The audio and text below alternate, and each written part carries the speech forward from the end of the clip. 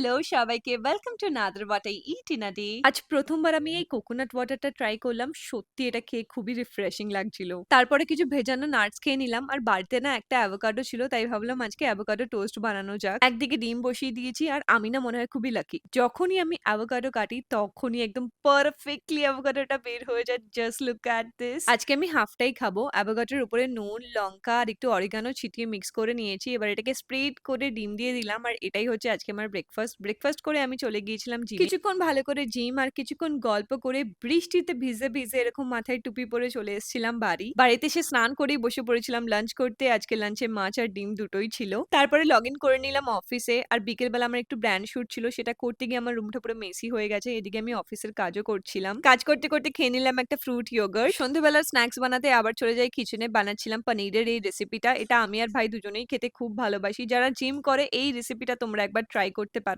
খুবই tasty and healthy. পনির খেয়ে ভাই পাগলের মতন ডান্স করছিল। রাতের বেলা আমার কিছু খেতে ইচ্ছা করছিল না, তাও মা জোর করে ভাত খাইয়ে দিল। And that's all for today.